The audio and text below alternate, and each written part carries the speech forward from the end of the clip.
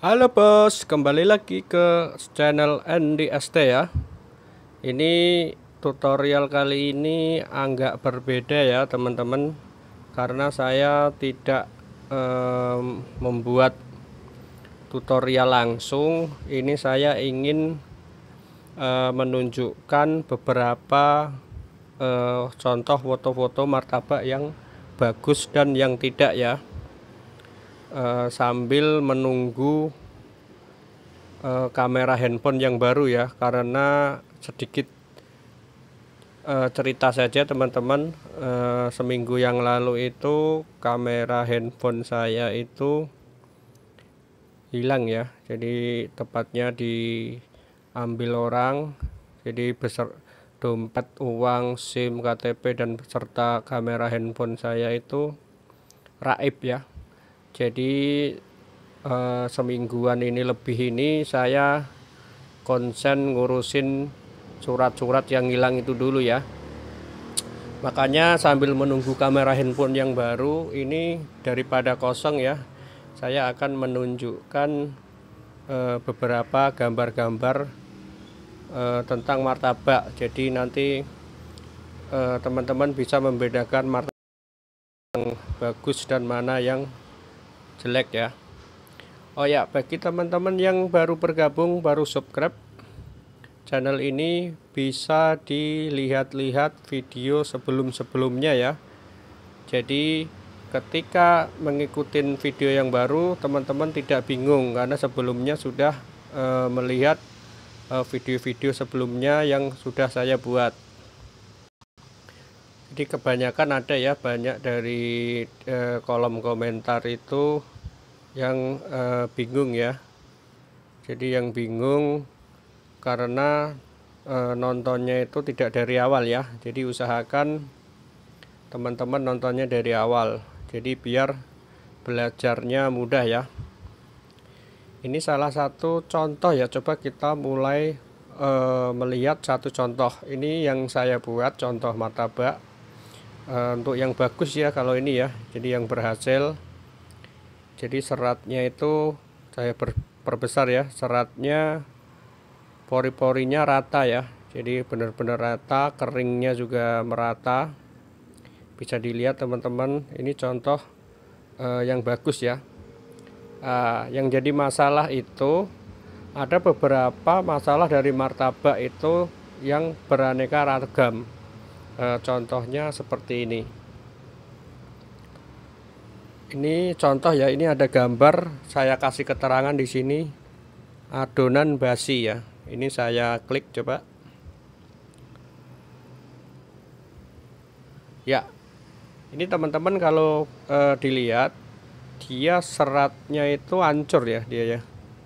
Jadi ini menandakan biasanya adonan kayak gini tidak layak ya untuk dikasihkan ke customer ya. Karena nanti kalau dimakan adonan seperti ini akan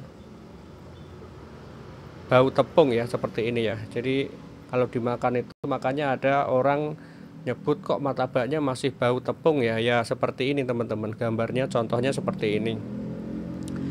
Kalau yang awal tadi itu martabak bikinan saya ya, ada beberapa yang ini sengaja gambarnya saya ambil dari Google ya, dari Mbah Google. Karena saya jarang ya emang untuk sampel martabak gagal itu agak jarang, makanya biar teman-teman tahu ini merupakan salah satu dari contoh martabak gagal ya, yang tidak layak untuk dikasihkan ke customer karena pastinya akan kecewa. Kita lihat ya ke gambar berikutnya. Ini adonan basi sudah. Ini gambar martabak loyangnya kotor ya, dan gulanya kurang. Coba ini saya klik ya, waduh kurang jelas ya gambarnya ya. Ini juga tidak layak teman-teman martabak seperti ini. Ini biasanya kayak gini, loyangnya itu masih ada percikan-percikan mentega ya, jadi kotor. Makanya kulitnya itu warnanya itu tidak rata ya. Ada yang gosong, ada yang coklat, ada yang masih itu ya.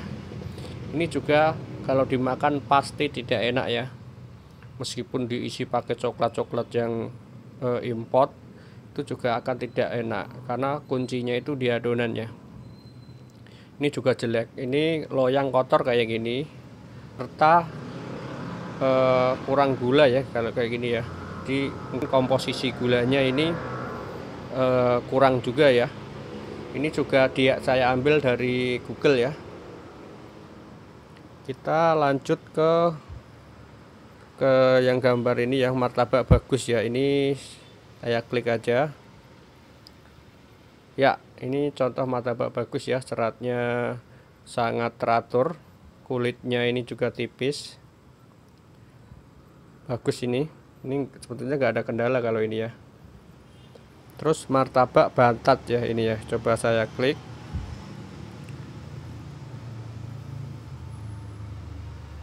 ya.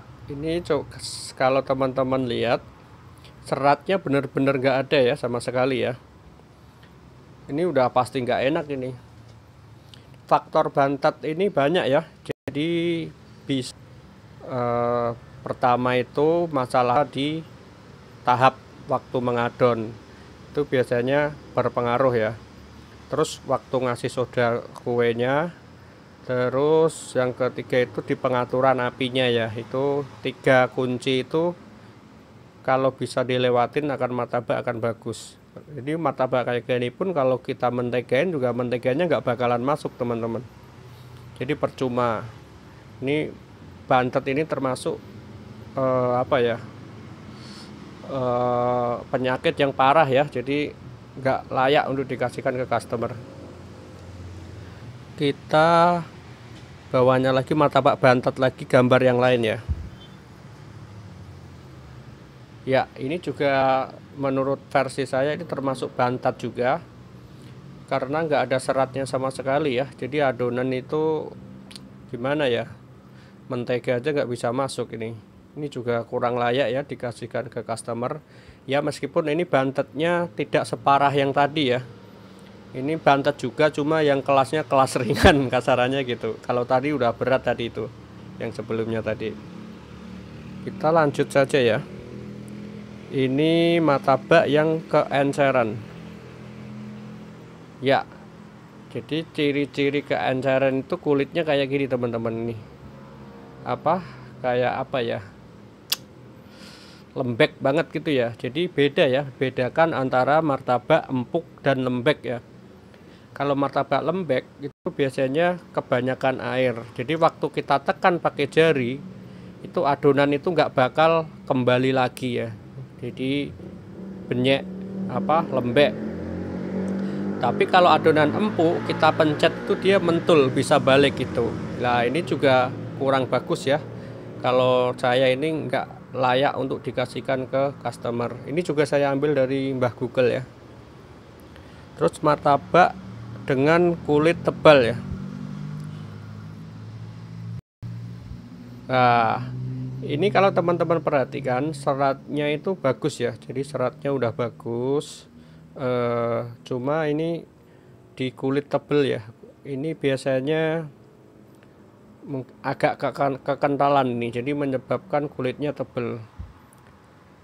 Yang kedua itu bisa dari apinya ya. Jadi di pengaturan apinya itu kurang tepat panasnya. Ini betulnya bagus seratnya teman-teman, cuma di kulit aja ya. Karena kalau kulit kalau terlalu tebal itu gigitannya itu juga kurang mantep ya. Jadi harus yang bagus itu serat bersarang, kulitnya tipis ya. Terus martabak loyang kotor lagi, ini gambar yang lain ya. Ini seratnya juga bagus, cuma kalau teman-teman perhatikan di atas itu kulitnya itu ada belang ya. Jadi belang, yang menyebabkan belang itu karena loyangnya permukaannya itu bersihnya tidak rata ya, ada sebagian yang kotor, sehingga di bagian belang itu kulitnya itu tidak menempel di loyang, jadi akhirnya menyebabkan belang itu ya. Ini kalau saya itu juga tidak layak ya kalau kulit belang itu, karena tingkat keempukan kulitnya akan berbeda. Martabak tidak lengket ya. Ini juga jelek teman-teman. jadi kulitnya itu gampang gosong. Biasanya kalau gampang gosong kayak gini, ini emang dari resepnya ini ya. Jadi dari resepnya mungkin tidak tepat campuran antara gula, tepung, dan air ya. Itu biasanya kurang tepat, makanya ini termasuk gagal resep ini kalau menurut saya. Ini kalau dilihat dari tekstur martabaknya, kulit martabaknya, ini termasuk gagal resep ini di sini. Martabak Gatot, gagal total ya. Ya, ini teman-teman, kulitnya gosong, seratnya nggak ada sama sekali. Ini namanya bukan martabak ya kalau kalau ini ya. Tapi nggak apa-apa ya teman-teman, ini buat perbandingan saja. Jadi teman-teman nanti kalau khususnya bagi pemula ya, yang mau ingin belajar martabak kok waktu mencoba hasil martabaknya kayak gini, ini berarti gagal total ya. Gagal total. Bisa dilihat lagi video-video yang saya buat, trik-trik yang saya sampaikan. Nah, ini juga bagus ya. Ini martabaknya, ini tipis kulitnya. Ini yang pengen saya tunjukin teman-teman. Kulitnya itu tipis kayak gini, seratnya kayak bika Ambon ya, mantap ya. Ini martabak yang bagus. Mungkin sekian saja ya teman-teman ya. Ini juga ada lagi. Ini juga seratnya mantap, kulitnya tipis ya. Perhatikan teman-teman tadi yang udah saya dilihatkan tadi dari gambar-gambar yang di atas. Teman-teman bisa pelajarin ya satu persatu gambarnya. Bisa dibandingkan mana yang bagus, mana yang tidak. Jadi bisa diambil pelajarannya. Mungkin cukup saja videonya. Bagi teman-teman yang subscribe, belum subscribe, tolong di subscribe ya. Kalau ada yang masih bingung bisa ditanyakan di kolom komentar. Mungkin segini saja ya, terlalu banyak bacot soalnya ini. Soalnya bingung juga teman-teman mau bikin video tutorial kalau pakai kamera ini itu burem teman-teman. Kurang bagus juga, jadi nunggu kamera yang baru saja ya teman-teman ya. Insya Allah akan cari kamera yang pengganti yang hilang itu ya. Ya oke, begitu saja, sampai jumpa ya di video berikutnya. Dadah.